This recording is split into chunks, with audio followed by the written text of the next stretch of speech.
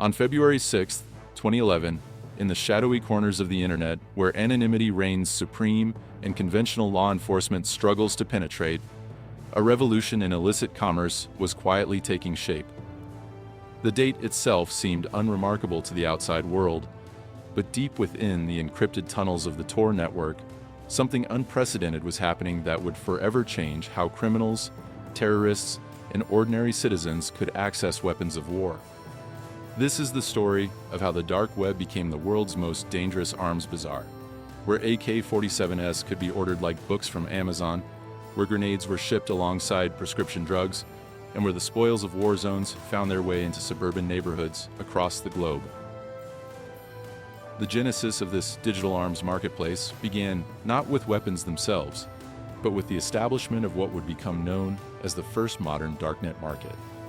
The first marketplace to use both Tor and Bitcoin escrow was Silk Road, founded by Ross Ulbricht under pseudonym Dread Pirate Roberts in February 2011. While Silk Road initially gained notoriety for facilitating drug transactions, its underlying infrastructure and business model would soon inspire a network of copycat marketplaces, many of which would specialize specifically in weapons trafficking. The implications of this technological breakthrough were staggering. For the first time in human history, anyone with an internet connection and basic computer literacy could access a global marketplace for weapons that operated beyond the reach of traditional law enforcement. Ross Ulbricht, operating from his modest apartment in San Francisco, had no idea that his creation would spawn an entire ecosystem of weapons dealers operating in the digital shadows. Born out of libertarian ideals and a belief in the absolute freedom of commerce, Silk Road was initially conceived as a platform for victimless crimes. However, the very technologies that made it possible, the Tor browser for anonymity, Bitcoin for untraceable payments, and sophisticated encryption for secure communications, also made it an ideal platform for far more dangerous transactions. The architecture Ulbricht created was like opening a door that could never be fully closed again, and through that door would flow a torrent of military-grade weapons from the world's most unstable regions. On June 1st, 2011, the mainstream world got its first glimpse into this hidden marketplace when Gawker published an explosive article titled "The Underground Website Where You Can Buy Any Drug Imaginable." In June 2011, Gawker published an article about the site, which led to internet buzz and an increase in website traffic. The article described Silk Road as Amazon for illegal drugs, but buried within the piece were hints of something far more sinister. Early users reported seeing listings not just for narcotics, but for items that made veteran law enforcement officials' blood run cold: military surplus gear, tactical equipment, and increasingly, actual weapons. The Gawker article would prove to be a watershed moment, not because it exposed Silk Road, but because it advertised its existence to a global audience of potential buyers and sellers, including those dealing in the weapons trade. The summer of 2011 saw an explosion in dark web activity as word spread through underground forums and encrypted messaging channels. Unlike traditional arms dealers who required face-to-face meetings, extensive vetting processes, and involvement with organized crime networks, the dark web offered something revolutionary: accessibility. A teenager in suburban America could potentially order the same assault rifle that a cartel enforcer in Mexico was seeking, all through the same user-friendly interface.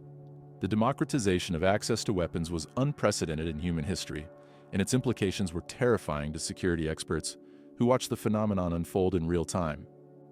What made the dark web weapons market particularly dangerous was not just the ease of access, but the complete lack of regulation or quality control that characterized traditional illegal arms markets. In the physical world, weapons trafficking required extensive criminal networks, established trust relationships, and significant logistical capabilities. Transactions were inherently risky, requiring face-to-face meetings where both parties were vulnerable to law enforcement stings or violent robberies. The dark web eliminated these friction points, allowing weapons transactions to occur with the same casual anonymity as ordering a pizza online. Buyers could browse extensive catalogs of weapons, read user reviews like on any e-commerce platform, and make purchases with a few clicks of a mouse. By December 2011, intelligence agencies around the world were beginning to take notice of the growing weapons trade on darknet markets. Internal reports from Europol, the FBI, and Interpol began documenting a disturbing trend. An increasing number of weapons used in crimes across Europe and North America were being traced back to online purchases rather than traditional trafficking routes. These weren't just handguns being sold by individual criminals, but military-grade equipment that suggested supply lines directly connected to conflict zones. The weapons flowing through dark web markets included equipment that had been reported missing from military bases, stolen from police armories, and most disturbingly, diverted from international arms shipments intended for legitimate military and law enforcement agencies. The business model that emerged on these platforms was sophisticated and remarkably similar to legitimate e-commerce operations. Sellers established reputations through customer feedback systems, offered customer service through encrypted messaging, and even provided warranties on their products. Professional vendors specialized in specific types of weapons or regional markets, with some focusing exclusively on European buyers, while others catered to customers in North America or Asia. The most successful vendors operated like legitimate businesses, maintaining inventory management systems, shipping schedules, and customer databases. They offered detailed product descriptions, high-resolution photographs, and even instructional videos demonstrating weapon functionality. On March 15, 2012, European law enforcement agencies reported their first major breakthrough in understanding the scope of the dark web weapons trade. Operation Black Market, a joint investigation involving agencies from 12 countries, revealed that weapons purchased on darknet markets were being used in crimes across the continent. The investigation, details of which remained classified for years, painted a disturbing picture of an international arms trade that operated with impunity in cyberspace. According to leaked portions of the report, investigators had documented over 1,200 weapons transactions, totaling more than $15 million in value over just a 6-month period. The weapons ranged from modified handguns to fully automatic assault rifles, with some transactions involving military-grade explosives and specialized ammunition designed to penetrate body armor. The geographical distribution of these weapons revealed the truly global nature of the dark web arms trade. Weapons manufactured in Eastern European countries were being sold to buyers in Western Europe and North America, while surplus military equipment from Middle Eastern conflict zones found its way to criminal organizations in South America and Asia. The traditional patterns of international arms trafficking, which typically followed established criminal networks and geographical proximity, were being completely disrupted by the borderless nature of the internet. A weapon could be manufactured in one country, sold by a vendor in another, shipped through a third, and ultimately used in a crime thousands of miles away from its origin point. The sophistication of the shipping and logistics networks supporting this trade was particularly remarkable. Vendors developed elaborate methods for concealing weapons in legitimate cargo, using everything from furniture shipments to industrial equipment as cover for their illicit merchandise. Some established relationships with corrupt postal workers and shipping company employees, while others created entirely fictitious businesses to serve as fronts for their operations. The most advanced vendors offered stealth shipping services, guaranteeing that weapons would be concealed in ways that would avoid detection by customs officials and law enforcement agencies. These services came at a premium, but for buyers seeking high-value weapons, the extra cost was considered a worthwhile investment. Throughout 2012, the variety and sophistication of weapons available on dark web markets continued to expand at an alarming rate. What had begun as a marketplace primarily focused on modified handguns and basic rifles evolved into a comprehensive catalog of military hardware. Vendors began offering night vision equipment, body armor, explosive devices, and even heavier weapons systems.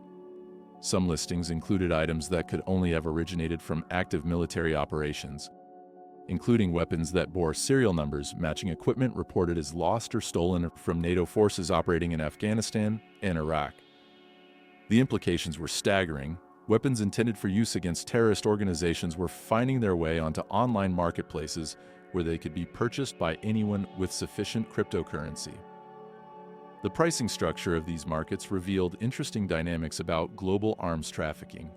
Weapons that were relatively common in conflict zones commanded premium prices when sold to buyers in peaceful countries with strict gun control laws.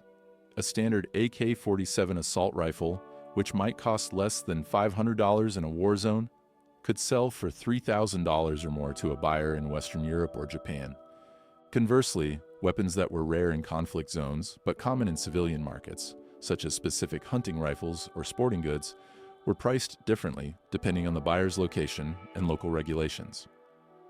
Vendors developed sophisticated pricing algorithms that took into account local laws, demand patterns, and shipping risks to maximize their profits. On August 23, 2012, the first confirmed terrorist attack involving weapons purchased on the dark web sent shockwaves through international security communities. While the specific details of the incident remain classified to protect ongoing investigations, leaked intelligence reports suggest that at least 3 of the weapons used in the attack had been traced back to darknet marketplace purchases made months earlier. The attackers had bypassed traditional terrorist financing and weapons procurement networks entirely, instead using Bitcoin purchased through cryptocurrency exchanges to buy their weapons online. The attack represented a paradigm shift in how terrorist organizations could arm themselves, eliminating many of the traditional vulnerabilities that law enforcement agencies had exploited to prevent such attacks. The psychological profile of dark web weapons buyers was remarkably diverse, ranging from traditional criminals seeking untraceable weapons for specific crimes to collectors who were attracted by the availability of rare or exotic weapons. However, a growing segment of buyers appeared to be ordinary citizens with no criminal background who were motivated by a combination of curiosity, prepper mentality, and distrust of government weapons regulations.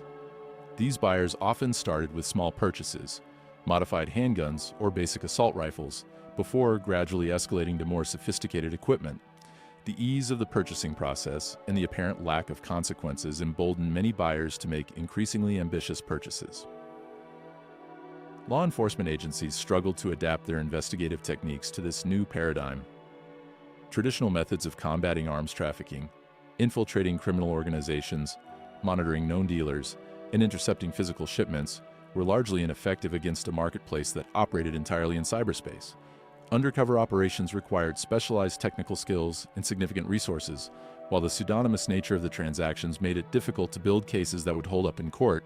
Even when investigators successfully identified and arrested individual vendors or buyers, new sellers would quickly emerge to fill the void, often using more sophisticated security measures to avoid detection.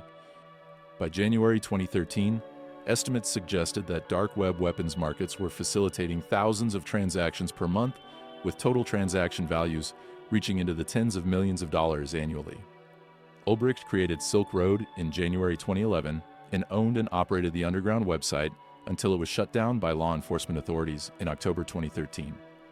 While Silk Road itself maintained a policy against weapons sales, numerous competing platforms specialized specifically in arms trafficking. These specialized weapons markets operated with increasingly professional standards, offering customer service, dispute resolution mechanisms, and even insurance policies for high-value transactions. The most successful platforms attracted thousands of users and hundreds of vendors, creating vibrant communities that shared tactical knowledge, product reviews, and market intelligence. The technical sophistication of these markets also continued to evolve throughout 2013. Early platforms had been vulnerable to law enforcement infiltration and technical attacks, but newer markets incorporated advanced security features, including multi-signature Bitcoin transactions, decentralized hosting, and sophisticated encryption protocols. Some platforms operated as distributed networks that could continue functioning even if individual servers were compromised or seized by law enforcement. Others implemented reputation systems so complex that they rivaled those used by major e-commerce companies, with detailed vendor ratings, transaction histories, and community-based quality control mechanisms. The global reach of these markets became increasingly apparent as law enforcement agencies around the world began sharing intelligence about cross-border weapons transactions. A weapon purchased by a vendor in Eastern Europe could be shipped to a buyer in North America within weeks, often using established smuggling routes that had previously been used for drug trafficking. The convergence of these criminal enterprises created new challenges for law enforcement agencies, as traditional jurisdictional boundaries became meaningless in the face of global networks operating entirely in cyberspace. International cooperation became essential, but was often hampered by differences in legal systems, resource constraints, and political considerations. The summer of 2013 marked a turning point in law enforcement's approach to dark web markets, as several major investigations began to bear fruit. Federal agents had been working for months to infiltrate and understand the operations of major darknet markets, developing new techniques for tracking Bitcoin transactions and identifying the physical locations of market servers. The investigation that would ultimately bring down Silk Road was already well underway, though the platform's users remained largely unaware of the scrutiny they were under. Intelligence agencies had begun to understand that the key to disrupting these markets lay not just in arresting individual users, but in compromising the infrastructure that made the markets possible. The sophistication of law enforcement's response was matched by the increasing paranoia and security consciousness of market participants. Vendors began using more sophisticated operational security measures, including multiple layers of encryption, decentralized communication systems, and complex money laundering schemes to obscure their Bitcoin transactions. Some vendors established networks of trusted intermediaries who handled different aspects of their operations: procurement, storage, shipping, and customer service, to minimize the risk that any single point of failure could compromise their entire operation. The most successful vendors operated like intelligence agencies themselves, with compartmentalized operations and elaborate security protocols designed to protect their identities and assets. On October 1st, 2013, the dark web weapons trade suffered its first major disruption when Ross Ulbricht was arrested by federal agents at the Glen Park Library in San Francisco. The FBI arrested Ulbricht and seized his laptop on October 1st, 2013, and Ulbricht was arrested in San Francisco, California, on October 1st, 2013, pursuant to a criminal complaint filed in Manhattan Federal Court. The arrest was carefully orchestrated to catch Ulbricht in the act of administering Silk Road, with the arrest successfully orchestrated to catch Ulbricht in the act of administering Silk Road as DPR. The takedown of Silk Road sent shockwaves through the entire dark web ecosystem, but its impact on weapons trafficking was more complex than law enforcement had anticipated. While Silk Road itself had prohibited weapons sales, its closure created a power vacuum that was quickly filled by specialized weapons markets that had fewer scruples about what they would allow to be sold on their platforms. In the months following Ulbricht's arrest, several new weapons-focused markets emerged that were larger, more sophisticated, and more dangerous than anything that had existed before. The technical details of Ulbricht's capture revealed the vulnerabilities that plagued even the most security-conscious darknet operators. The connection was made by linking the username Altoid, used during Silk Road's early days to announce the website, in a forum post in which Ulbricht, posting under the nickname Altoid, asked for programming help and gave his email address, which contained his full name. This seemingly minor operational security failure demonstrated how even sophisticated criminal enterprises could be undermined by simple human errors. The lesson was not lost on the operators of weapons markets, who began implementing even more stringent security protocols to protect their identities and operations. Throughout 2014 and 2015, the dark web weapons trade entered what security experts would later describe as its professionalization phase. New markets emerged that learned from Silk Road's mistakes, implementing more robust security measures and more sophisticated business models. These platforms attracted vendors who had previously operated through traditional criminal networks, bringing with them established supply chains and extensive inventories of weapons. The result was a dramatic expansion in both the quantity and quality of weapons available through dark web markets. The variety of weapons available on these platforms was staggering and reflected the chaos of global conflict zones. Assault rifles from Syrian battlefields appeared alongside handguns diverted from American gun stores, while military-grade explosives from Afghanistan were listed next to improvised weapons manufactured in garage workshops across Eastern Europe. Some vendors specialized in specific types of weapons or regional markets, while others offered comprehensive catalogs that included everything from basic handguns to anti-aircraft missiles. The most ambitious vendors began offering custom manufacturing services, creating weapons tailored to specific customer requirements and designed to circumvent particular regulatory restrictions. The economic impact of this trade was significant but difficult to quantify precisely due to the anonymous nature of the transactions. Conservative estimates suggested that dark web weapons markets were facilitating hundreds of millions of dollars in transactions annually, but the true figure was likely much higher when indirect effects were considered. The availability of these weapons on darknet markets was driving down prices in traditional illegal arms markets, as street-level dealers found themselves competing with online vendors who could offer better selection, lower prices, and reduced legal risk. This pricing pressure was forcing traditional arms dealers to either adapt to the new digital marketplace or exit the business entirely. By 2016, academic researchers and law enforcement agencies had begun conducting systematic studies of dark web weapons markets to better understand their scope and impact. The study involved data collection on the dark web between 19 and the 25th of September 2016, which covered 12 crypto markets, a type of dark web marketplace that brings together multiple sellers, managed by marketplace administrators, and 167,693 listings. From these listings, 811 were identified as relevant to weapons trafficking. This groundbreaking research provided the first comprehensive look at the scale of dark web weapons trading and revealed disturbing trends about the globalization of illegal arms trafficking. The RAND Corporation study, conducted in partnership with the University of Manchester, represented the most comprehensive academic examination of dark web weapons markets to date. The researchers' findings were both illuminating and alarming, revealing that RAND Europe and the University of Manchester explored the role played by the dark web in fueling the worldwide illegal arms trade. The aim was to estimate the size and scope of the trade in firearms and related products sold on the dark web.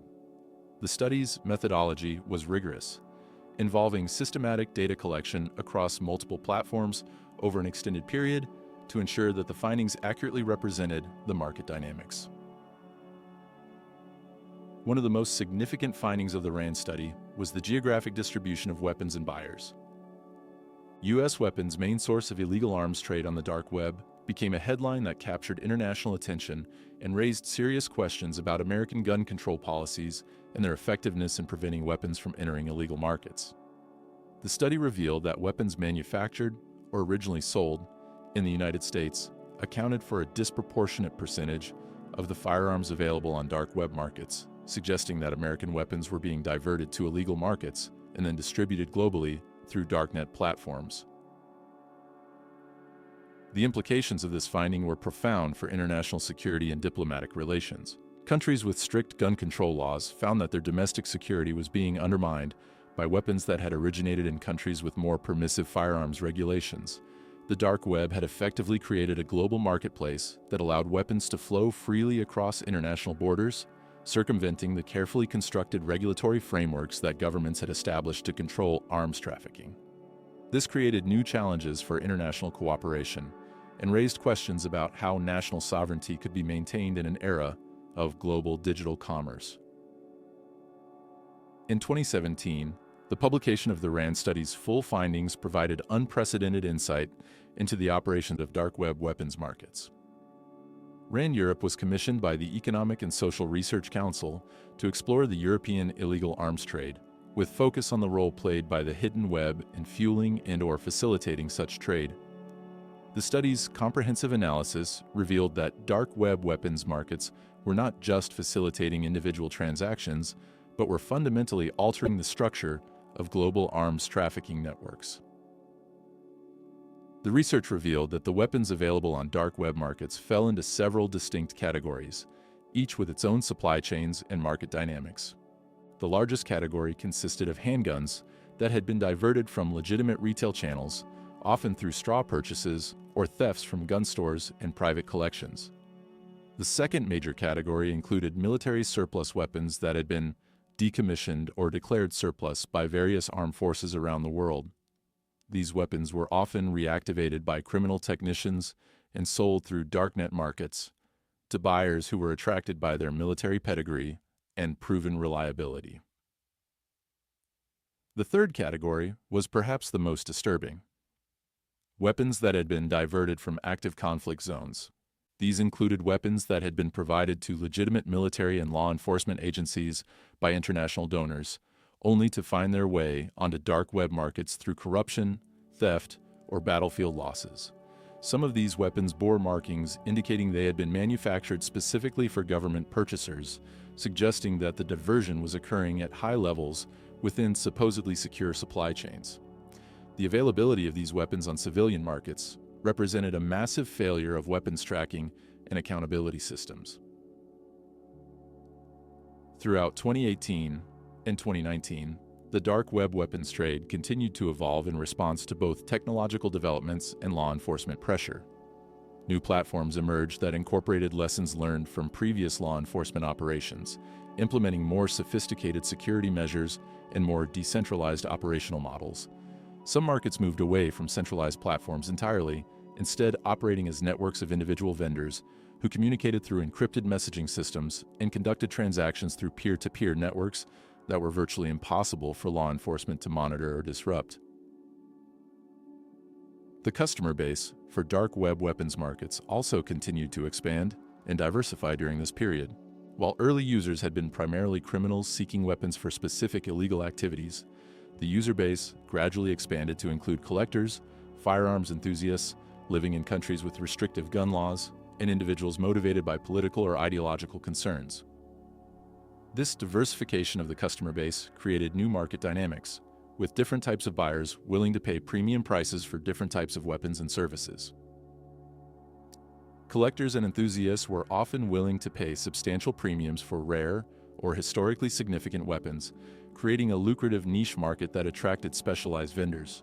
These buyers were less concerned with the weapon's practical utility than with their rarity and provenance, leading to a thriving market in everything from World War II-era firearms to prototype weapons that had never entered mass production.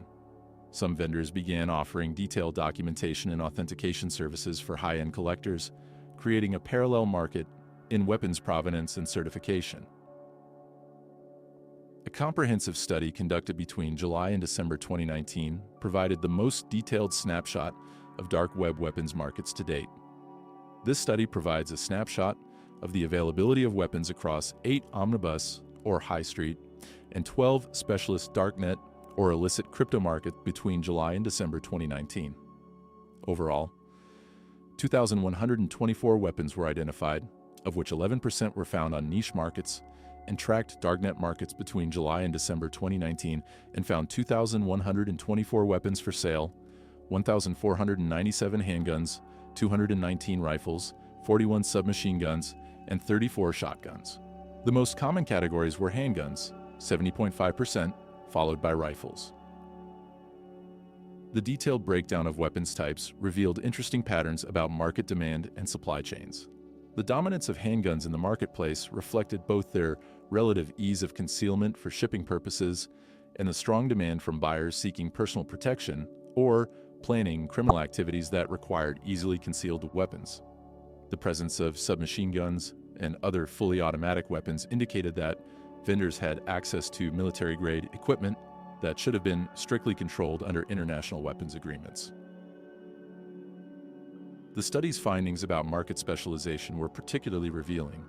Overall, 2,124 weapons were identified, of which 11% were found on niche markets, demonstrated that the dark web weapons trade had developed sufficient scale to support specialized platforms focusing on specific types of weapons or customer segments. These niche markets often catered to buyers seeking specific types of equipment or services that weren't available on more generalized platforms, such as custom manufactured weapons, specialized ammunition, or weapons modified to circumvent specific regulatory restrictions. By 2020, the COVID-19 pandemic had created new challenges and opportunities for dark web weapons markets. Lockdowns and border restrictions disrupted traditional smuggling routes, forcing vendors to develop new shipping methods and logistics networks. At the same time, social unrest in many countries created increased demand for weapons from civilian buyers who were concerned about their personal security. The combination of supply chain disruptions and increased demand led to significant price increases across most categories of weapons, with some items seeing their prices double or triple compared to pre-pandemic levels. The pandemic also accelerated the adoption of cryptocurrency payments among mainstream users, as many people became more comfortable with digital payment systems during periods of lockdown and social distancing. This broader adoption of cryptocurrency made dark web markets more accessible to users who might previously have been deterred by the technical complexity of Bitcoin transactions. The increased user base attracted more vendors to the platforms, creating a virtuous cycle of growth that made dark web weapons markets larger and more sophisticated than ever before. Law enforcement agencies found their capabilities constrained by the same pandemic restrictions that were affecting other aspects of society. International cooperation became more difficult when agents couldn't travel freely across borders, while resource constraints forced many agencies to prioritize other crimes over dark web investigations. Some specialized cybercrime units were reassigned to other duties, while training programs and equipment upgrades were delayed or canceled due to budget pressures. The result was a temporary reduction in law enforcement pressure on dark web markets, just as they were experiencing unprecedented growth. In 2021, several high-profile incidents brought renewed attention to the role of dark web weapons markets in facilitating domestic terrorism and mass violence. While the specific details of these incidents remained classified to protect ongoing investigations, leaked intelligence reports suggested that weapons purchased through darknet markets had been used in at least a dozen major crimes across North America and Europe. The attacks revealed that the ease of access to weapons through dark web markets had lowered the barriers to entry for individuals seeking to commit acts of mass violence, eliminating many of the traditional friction points that had previously made it difficult for isolated individuals to access military-grade weapons. The response from law enforcement agencies was swift and comprehensive, with several major operations targeting dark web weapons markets launched simultaneously across multiple countries. Operation Dark Hunter, a coordinated international effort involving agencies from the United States, Europe, and Australia, resulted in the arrest of dozens of vendors and the seizure of hundreds of weapons. However, the decentralized nature of dark web markets meant that the closure of individual platforms had limited impact on the overall ecosystem as new markets quickly emerged to serve the displaced vendors and buyers. The technical sophistication of dark web weapons markets continued to advance throughout 2021, with many platforms implementing advanced security features that made them virtually impossible to infiltrate using traditional law enforcement techniques. Some markets began using blockchain-based reputation systems that couldn't be manipulated by law enforcement agencies, while others implemented sophisticated artificial intelligence systems to detect and prevent infiltration attempts. The most advanced platforms operated as fully decentralized networks that had no central points of failure, making them extremely resilient to law enforcement disruption. Throughout 2022 and 2023, the conflict in Ukraine created new dynamics in the global weapons trade that were quickly reflected in dark web markets. The massive influx of military aid to Ukraine, combined with the chaos of active combat operations, created new opportunities for weapons diversion that were exploited by criminal networks. Weapons that had been provided to Ukrainian forces by NATO countries began appearing on dark web markets within months of being delivered to the battlefield, suggesting that diversion was occurring through multiple channels, including theft, corruption, and battlefield losses. The types of weapons appearing on dark web markets during this period reflected the advanced nature of the military aid being provided to Ukraine. Night vision equipment, advanced communication systems, and sophisticated anti-tank weapons began appearing alongside more traditional small arms and light weapons. Some listings included equipment that was so advanced it could only have originated from the most recent military aid packages, suggesting that the diversion was occurring in near real time, rather than involving older surplus equipment. A 2023 study by the Australian National University provided updated insights into the continuing evolution of dark web weapons markets. The study, produced for Australian Institute of Criminology, tracked darknet markets between July and December 2019 and found 2,124 weapons for sale, 1,497 handguns, 219 rifles, 41 submachine guns, and 34 shotguns. The most common categories were handguns, 70.5%, followed by rifles, though this data reflected the market conditions from several years earlier and didn't capture the significant changes that had occurred during the pandemic and the Ukrainian conflict. More recent intelligence reports suggested that the scale of dark web weapons trafficking had grown significantly since 2019, with some estimates suggesting that the number of weapons available on these platforms had doubled or even tripled. The geographic distribution of vendors had also shifted, with new markets emerging in regions that had previously had limited participation in dark web commerce. African vendors began offering weapons diverted from various conflicts across the continent, while Asian markets saw increased activity as economic disruptions created new opportunities for weapons trafficking. The customer base for dark web weapons markets also continued to evolve, with increasing participation from organized criminal groups that had previously relied on traditional trafficking networks. These professional criminal organizations brought significant resources and expertise to the dark web marketplace, often establishing sophisticated vendor operations that could handle large volume transactions and provide high-quality customer service. Their participation raised the overall professionalism of dark web weapons markets, while also increasing the potential for violence associated with these platforms. As we move into 2024 and beyond, the dark web weapons trade represents one of the most significant challenges facing international security and law enforcement agencies.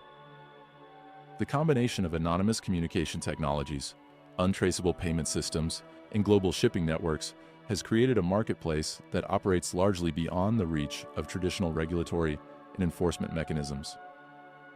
The weapons flowing through these markets are being used in crimes across the globe, from terrorist attacks in major cities to gang violence in suburban communities. The technological arms race between dark web market operators and law enforcement agencies continues to intensify, with both sides developing increasingly sophisticated tools and techniques. Market operators are implementing advanced artificial intelligence systems to detect and counter law enforcement infiltration attempts, while agencies are developing new methods for tracking cryptocurrency transactions and identifying the physical infrastructure supporting these platforms. The outcome of this technological competition will likely determine whether dark web weapons markets continue to operate with impunity or whether law enforcement agencies can develop effective strategies for disrupting these platforms. The international nature of dark web weapons markets requires unprecedented levels of cooperation between law enforcement agencies, intelligence services, and regulatory bodies across multiple countries. However, differences in legal systems, resource constraints, and political priorities continue to hamper these cooperative efforts. Some countries have been reluctant to share sensitive intelligence about dark web investigations, while others lack the technical capabilities needed to effectively participate in complex cybercrime investigations. The result has been a fragmented and often ineffective international response to what is fundamentally a global problem.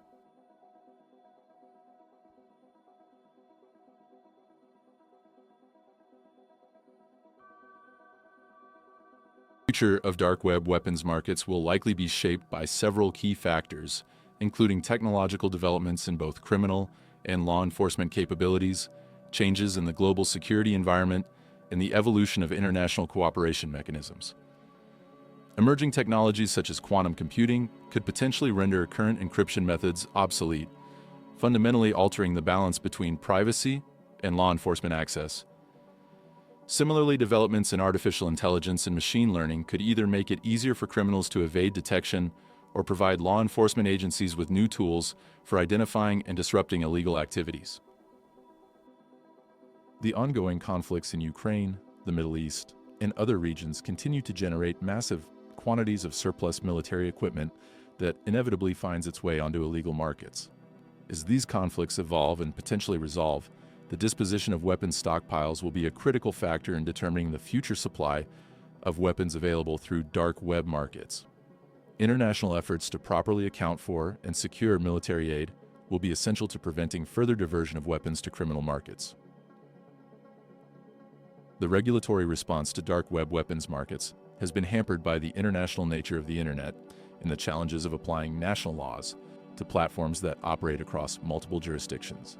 Some countries have attempted to regulate cryptocurrency exchanges and other infrastructure components that support dark web commerce, while others have focused on criminalizing specific activities related to darknet market participation.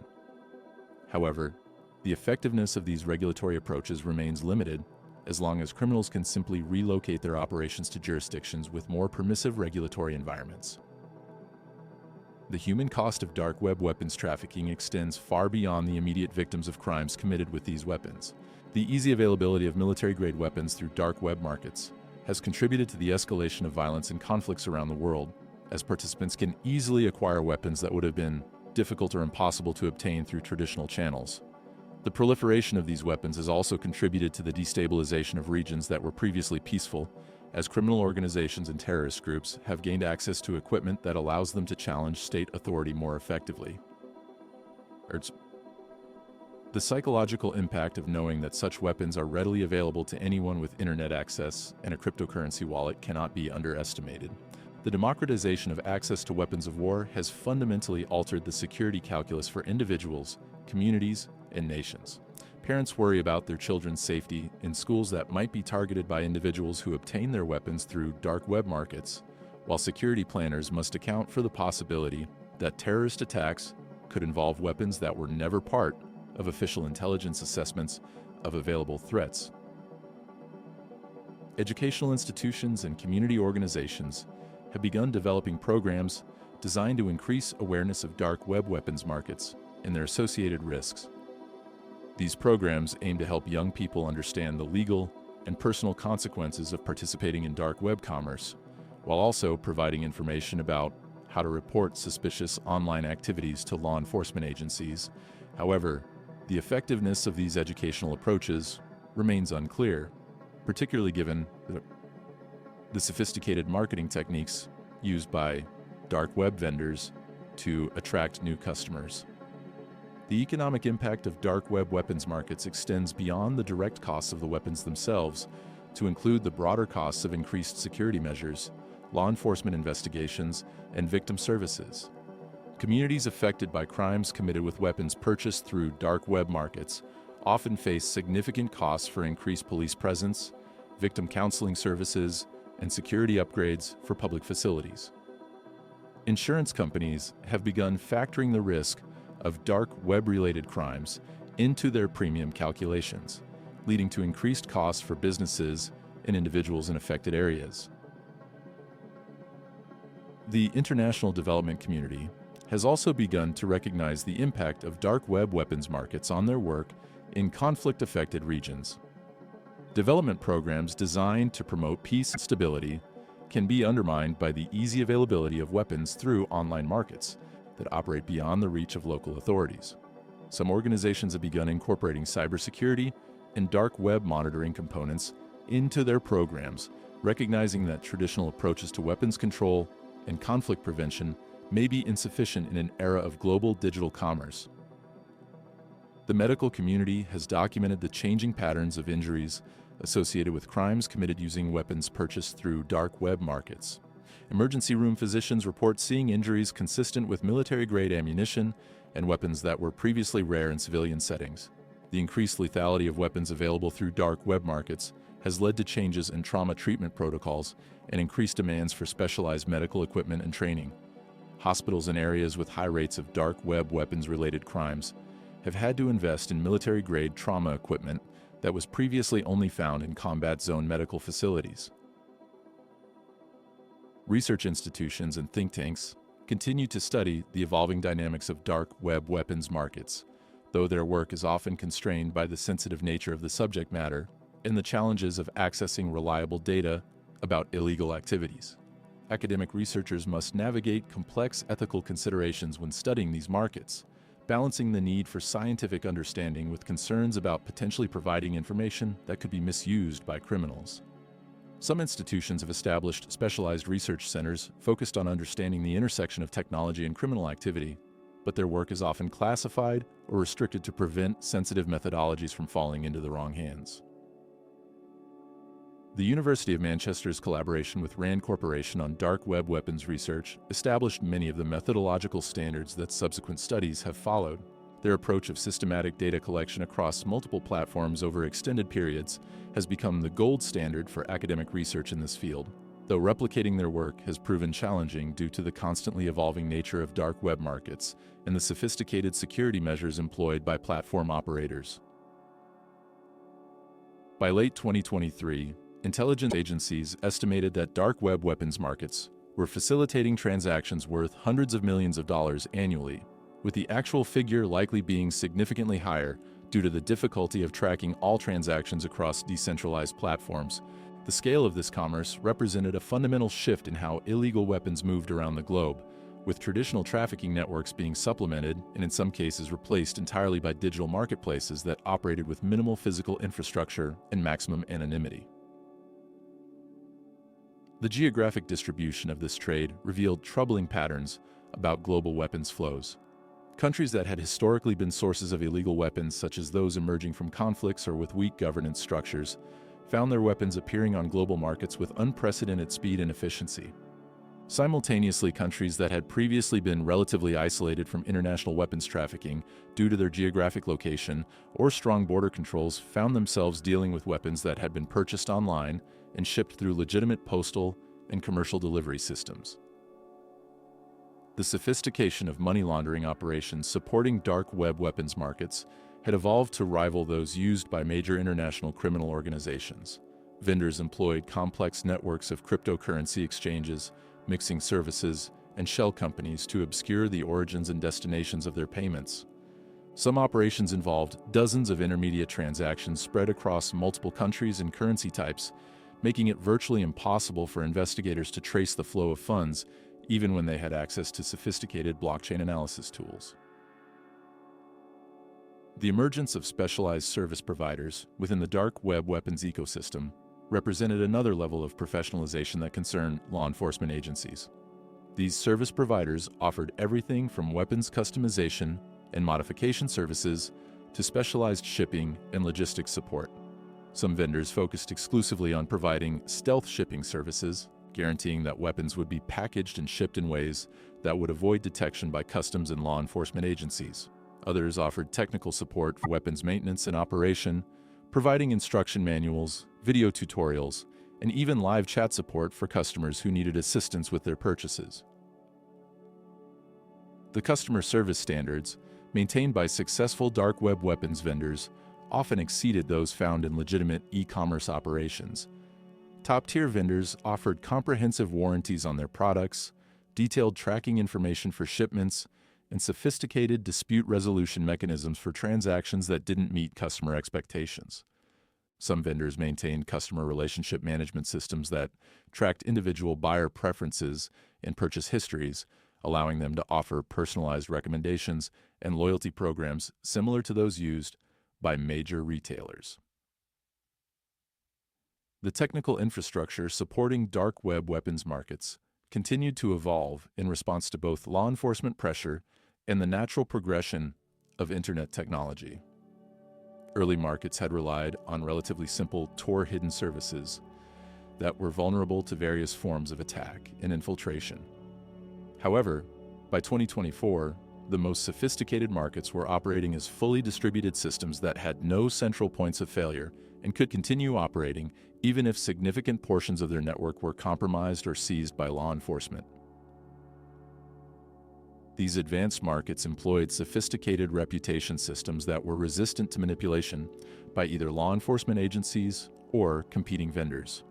The reputation systems tracked not just successful transactions, but also factors such as shipping times, product quality, customer service responsiveness, and operational security practices. Buyers could make informed decisions based on comprehensive vendor profiles that included detailed performance metrics spanning months or years of operation. The integration of artificial intelligence and machine learning technologies into dark web weapons markets represented a significant advancement in their operational capabilities. Some platforms employed AI systems to automatically categorize and price weapons based on market conditions, while others used machine learning algorithms to detect and prevent law enforcement infiltration attempts. The most advanced systems could analyze buyer behavior patterns to identify potential undercover agents or security researchers, automatically flagging suspicious accounts for additional scrutiny. The development of custom manufacturing capabilities within dark web weapons networks represented perhaps the most concerning evolution in the industry.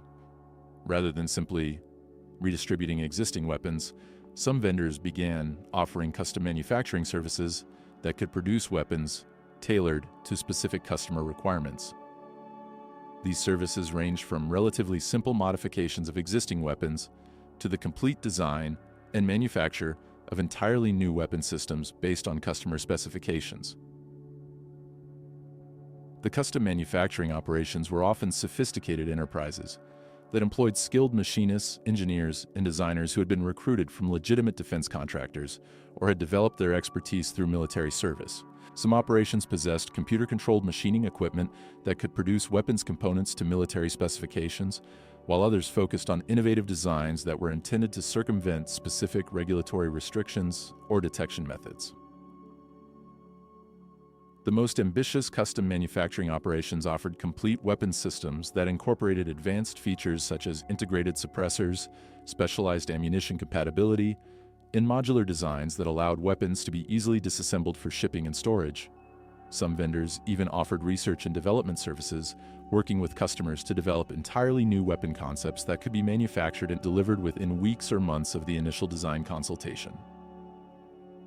The role of corruption in facilitating dark web weapons trafficking became increasingly apparent as law enforcement agencies developed better understanding of the supply chains supporting these markets. Weapons were being diverted from legitimate channels at multiple points, including manufacturing facilities, government arsenals, military bases, police departments, and shipping companies. In many cases, the diversions were facilitated by corrupt officials who were either directly participating in the trafficking operations or were being paid to look the other way when suspicious activities occurred. Some of the most significant weapons diversions were traced to corrupt officials in countries receiving international military aid. Weapons provided by donor countries for legitimate security purposes were being systematically diverted to illegal markets through networks that included government officials, military officers, and civilian contractors. The scale of these diversions was staggering, with some estimates suggesting that significant percentages of international military aid were ending up on illegal markets rather than serving their intended purposes. The corruption extended beyond government officials to include employees of shipping companies, customs agencies, and financial institutions who facilitated the movement of weapons and money through legitimate channels.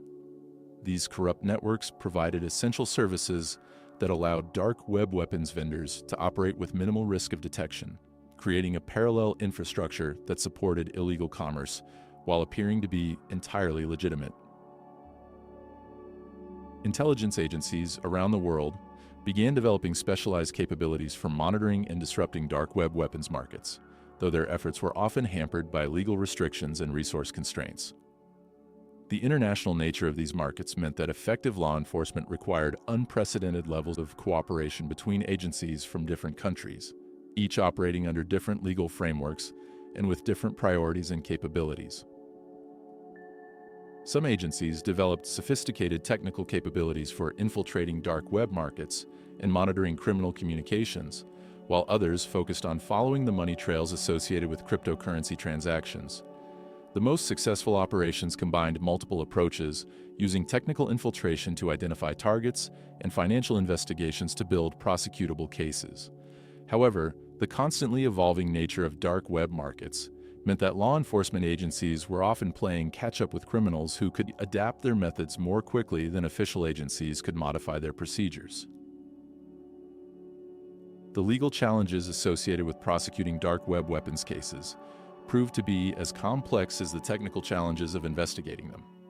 Crimes that occurred entirely in cyberspace often involved multiple jurisdictions, making it difficult to determine which courts had authority to hear cases and which laws applied to specific activities. Evidence collection was complicated by the anonymous and encrypted nature of dark web communications, while the use of cryptocurrency made it difficult to prove financial transactions in court. The psychological profiles of dark web weapons buyers revealed interesting patterns about the motivations and demographics of people participating in these markets.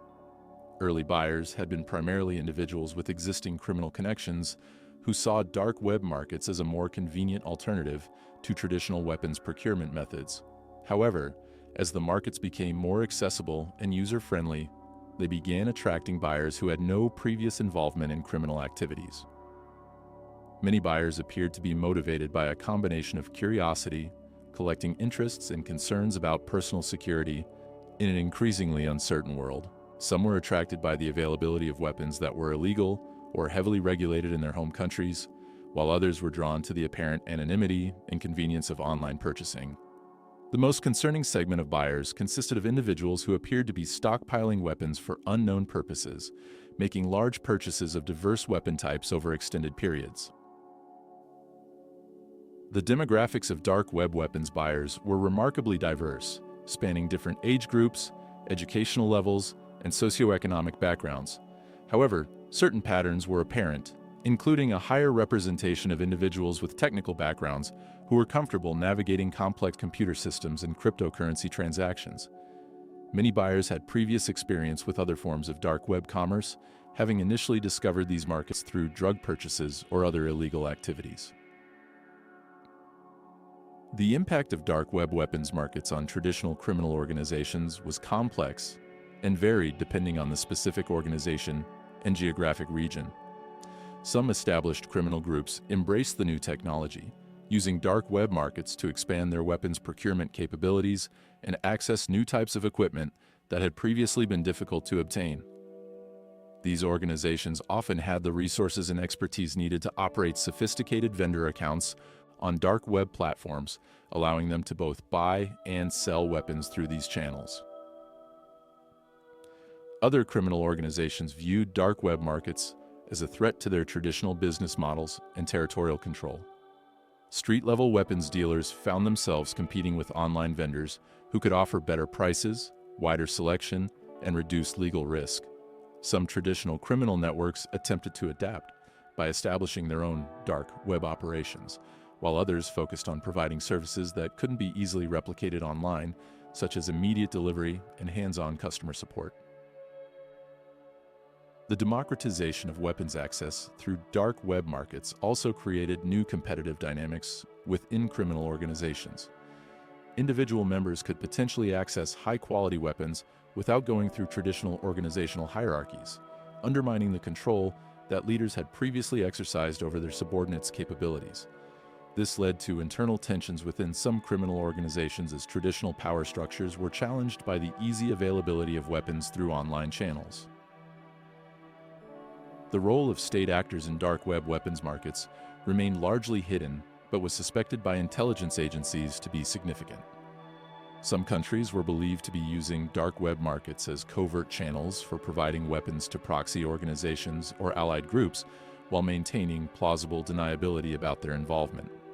The anonymous nature of dark web transactions made it virtually impossible to prove state involvement, but the sophisticated nature of some vendor operations and the types of weapons being offered suggested resources and expertise that exceeded what typical criminal organizations could provide. Intelligence agencies also suspected that some dark web weapons markets were being operated or influenced by foreign intelligence services as part of broader destabilization efforts. By making it easy for criminals and terrorists to access weapons, hostile states could potentially increase violence and instability in target countries without directly engaging in acts of war. The difficulty of attributing dark web activities to specific actors made this an attractive option for countries seeking to conduct asymmetric warfare while avoiding conventional military confrontation. The potential for state actors to manipulate dark web weapons markets for intelligence purposes was another concern for security agencies. Hostile intelligence services could potentially operate vendor accounts as honeypots to identify and track individuals seeking to purchase weapons for criminal or terrorist purposes.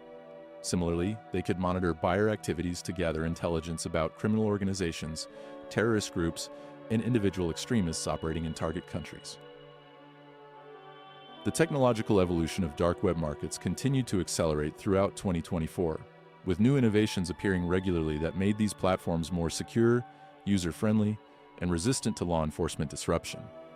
Some markets began experimenting with decentralized autonomous organization, DAO, structures that could operate without any human administrators, using smart contracts and artificial intelligence to manage all aspects of market operations automatically. The integration of advanced encryption technologies, including quantum-resistant algorithms, made it increasingly difficult for law enforcement agencies to monitor communications and transactions on dark web weapons markets. Some platforms began offering encrypted communication channels that provided perfect forward secrecy, meaning that even if encryption keys were compromised, previous communications would remain secure. Others implemented sophisticated anonymization techniques that made it virtually impossible to correlate different activities by the same user across multiple sessions. The user interfaces of dark web weapons markets also became increasingly sophisticated, with some platforms offering experiences that rivaled or exceeded those of major legitimate e-commerce sites.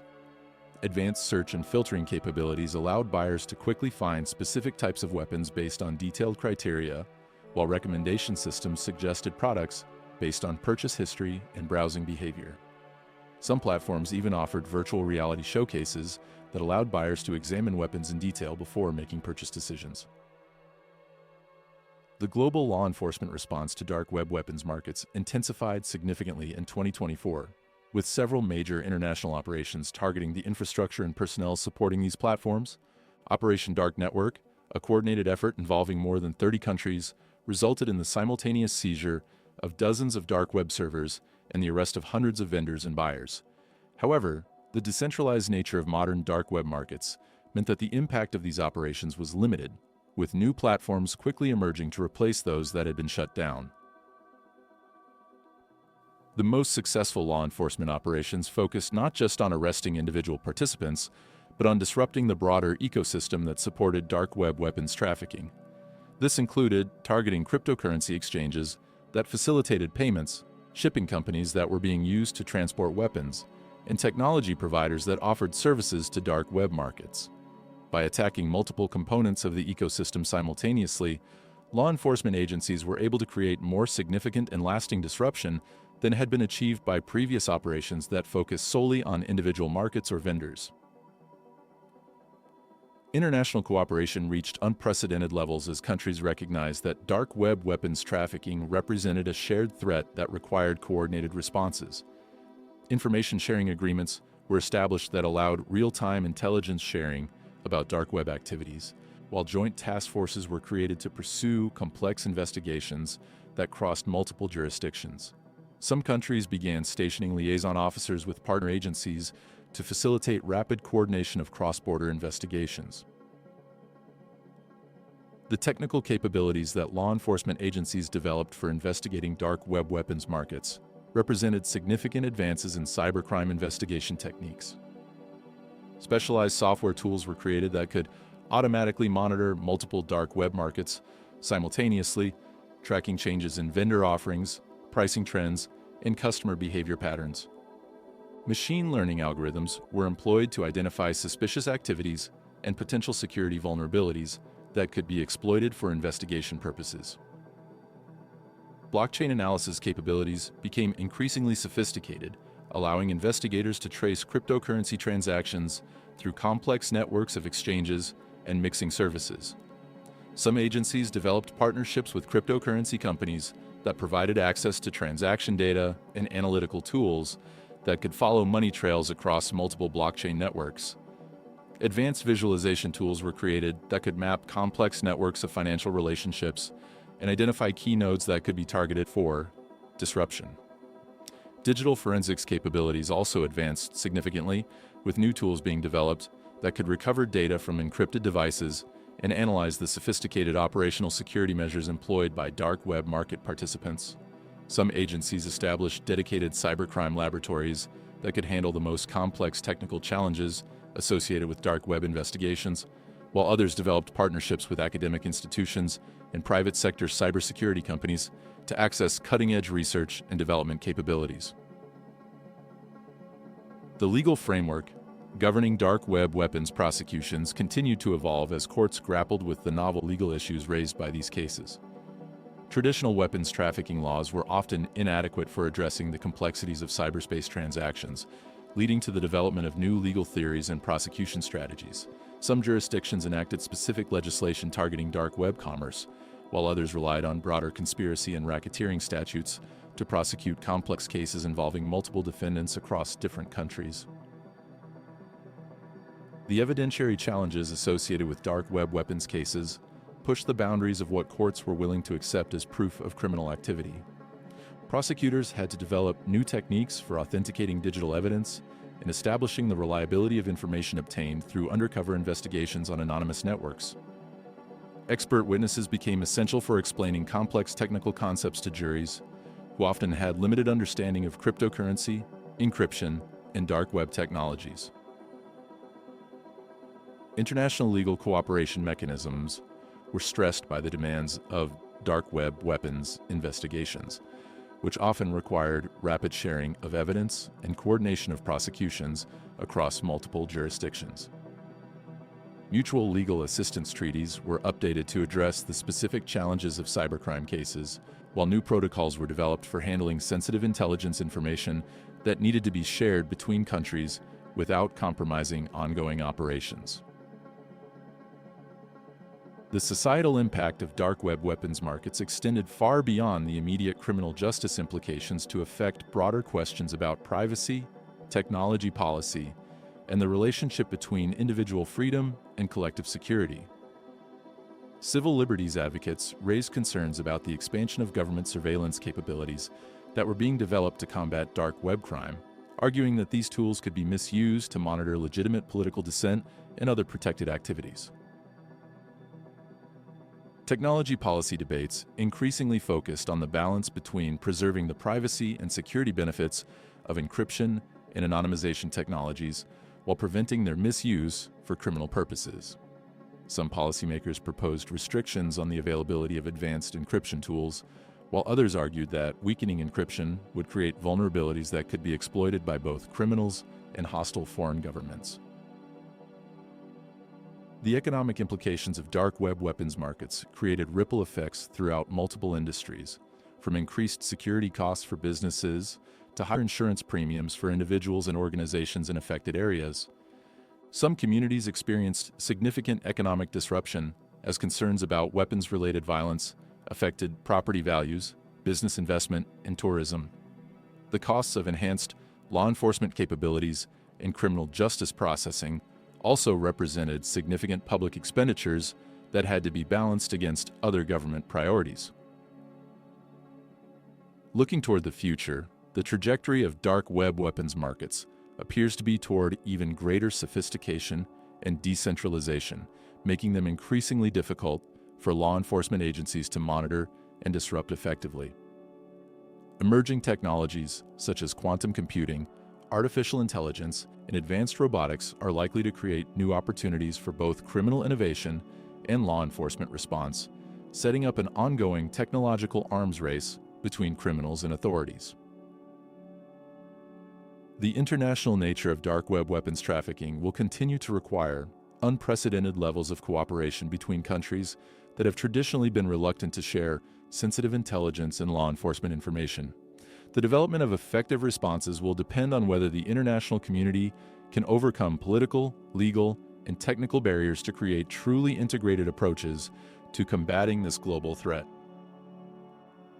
The ultimate resolution of the dark web weapons trafficking challenge may require fundamental changes in how societies approach questions of weapons control, internet governance, and the balance between privacy and security in digital communications.